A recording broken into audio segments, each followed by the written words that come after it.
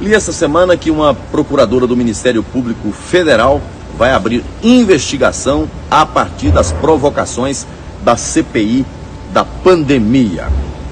Observaram? Vai abrir investigação e não propor denúncia. Por quê?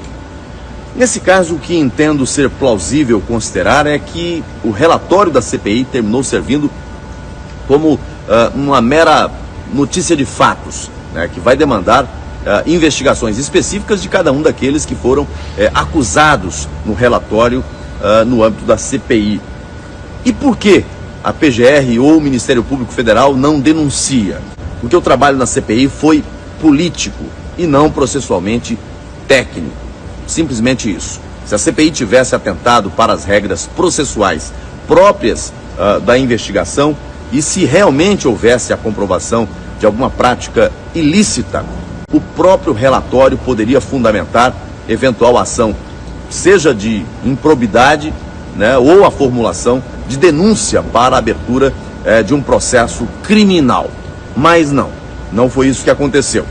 O Brasil inteiro assistiu o atropelo do processo investigativo, onde se ignorou regras basilares, né, apresentando conclusões totalmente alheias à verdade dos fatos, né? Daí não se acreditar que as investigações no âmbito do próprio Ministério Público terão um fim distinto disso, né?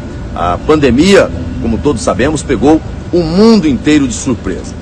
Ninguém tinha e não tem respostas prontas. Nenhuma autoridade ou governo no mundo conseguiu dar uma resposta isenta de erros. Todos acertaram, todos erraram. Nenhum sistema de saúde, seja público, seja privado, conseguiu evitar um grande número de casos e, infelizmente, também de mortes. As medidas mais drásticas, mais duras, como, por exemplo, os lockdowns, também não foram eficazes para evitar a disseminação do vírus. Basta ver que, mesmo aqui no Brasil, né, estados e municípios que foram mais rigorosos, né, tiveram, em alguns casos, índices até maiores do que a média nacional. Isso é um fato, né? Então, em resumo, né, autoridades que foram alvo de investigações certamente terão agora, no Ministério Público Federal, a oportunidade de apresentarem suas razões perante o MPF.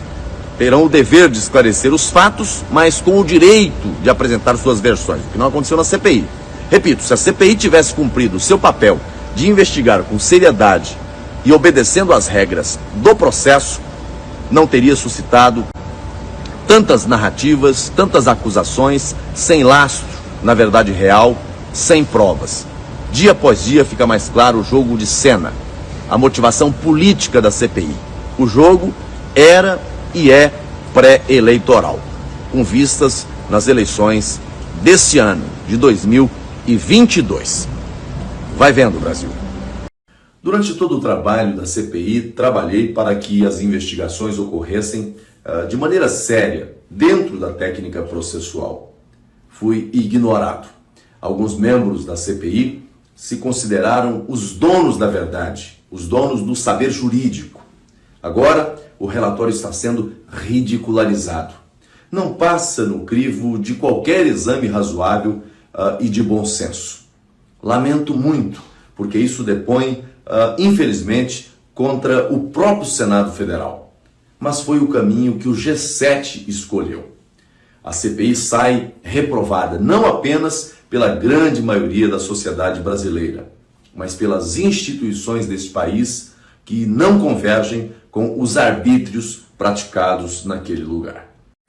Não pude apresentar durante os trabalhos da CPI a íntegra que fiz do resumo do meu voto em separado. Impossível tratar em poucos minutos sobre um apuratório que durou 6 meses. Bastante lamentável nesse ponto a forma como os trabalhos foram dirigidos, especialmente nesta reta final da CPI. De qualquer sorte, já disponibilizei a íntegra do meu voto em separado, no qual abordo todas as principais questões tratadas na CPI da Covid. Ao final, faço recomendações de envio para o Ministério Público e para a Polícia Federal dos documentos obtidos pela comissão sobre os desvios de recursos federais no âmbito dos estados e municípios. Também recomendo o compartilhamento com outras instituições, como, por exemplo, os tribunais de contas, assembleias legislativas, enfim. Mas o que quero destacar aqui são as inúmeras recomendações que fiz para a adoção de medidas governamentais de aperfeiçoamento científico e tecnológico na área de saúde. O Brasil precisa avançar em sua capacidade de pesquisas e também no desenvolvimento de fármacos e de vacinas. Também recomendo o aperfeiçoamento do Sistema Único de Saúde, o nosso SUS, que se revelou um gigante. Nos últimos governos de esquerda, o nosso país viveu o grande paradoxo de ter, de um lado, o crescimento da população e também da demanda por serviços de saúde, e de outro, a redução do número de leitos clínicos e de UTI. O PT conseguiu fechar milhares de leitos do SUS pelo Brasil afora. Tudo isso está no meu relatório. No governo atual, que é chamado de negacionista, somente de leitos de UTI já foram mais de 40 mil habilitações. Estamos saindo dessa pandemia com um sistema de saúde muito mais abrangente, muito mais estruturado, especialmente em relação às consequências da pandemia. No meu voto em separado, eu recomendo ao governo federal a formulação de programas ou subprogramas específicos para a identificação e tratamento dos brasileiros que foram vítimas da Covid-19 e que ficaram com sequelas. Eu acho isso muito importante. Que sequelas são essas e como precisam ser tratadas? Nós precisamos identificar os casos mais comuns e recorrentes, criando protocolos de atendimento para evitar mais vítimas da doença em efeitos posteriores. Algumas sequelas podem comprometer, por exemplo, o curso normal da vida de muita gente. E o sistema de saúde precisa se antecipar nesses casos. Em minhas recomendações, indico a necessidade de parcerias do Ministério da Saúde, por exemplo, com instituições nacionais, estrangeiras, né, para o compartilhamento de tecnologias e conhecimentos técnicos e científicos que visem minimizar os danos da pandemia. Também faço recomendações na área da educação. Veja, antes da pandemia, o nosso país já vinha acumulando péssimos índices nesse setor. O PISA, né, vem rebaixando o desempenho escolar em leitura, matemática, ciências. Estudo do Brasil. O estudo de 2018 apontou que em matemática, nosso país é o pior da América Latina. Em ciências, também estamos no final da fila, perdendo para países como Chile, Uruguai, Colômbia, né? Enfim. Em leitura, o Brasil é o segundo pior, né? Ao lado da Colômbia. De uma lista geral de 76 países, o Brasil ocupa a 60ª posição. Portanto, mais um fruto amargo produzido pelos governos da esquerda. O nosso país é um dos que mais gastam com educação no mundo, mas o nível de preparação dos estudantes, infelizmente, tem caído ao longo dos últimos 20 anos. E a pandemia, né, agravou ainda mais essa crise, né, essa situação na educação.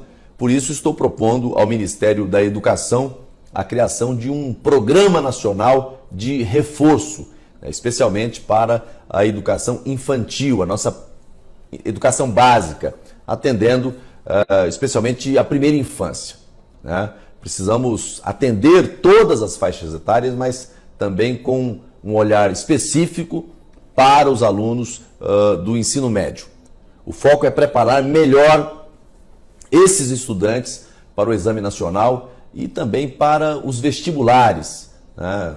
Todos nós sabemos que o período da pandemia acabou comprometendo em muito, né, o processo de ensino e aprendizagem, o que precisa ser objeto de uma atenção especial de todos os governos, né? Defendo que os estados, o Distrito Federal e os municípios atuem de forma direta e coordenada para proporcionar aos estudantes a possibilidade de revisitar, né, os conteúdos que identifiquem como necessários para uma formação integral.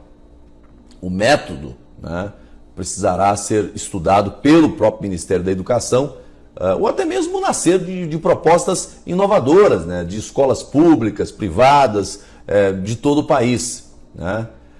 Na área da saúde, eu já iniciei os contatos com o ministro Marcelo Queiroga, tratando desse assunto. Quanto à educação, eu pretendo detalhar ao ministro professor Milton Ribeiro o que penso sobre o Brasil pós-pandemia nessa área educacional. Precisamos continuar pensando o nosso país para o futuro. Agradecendo você por ter nos acompanhado ao longo de todo esse tempo, né? Aqueles que intercederam, oraram, comentaram, apoiaram, nossa gratidão.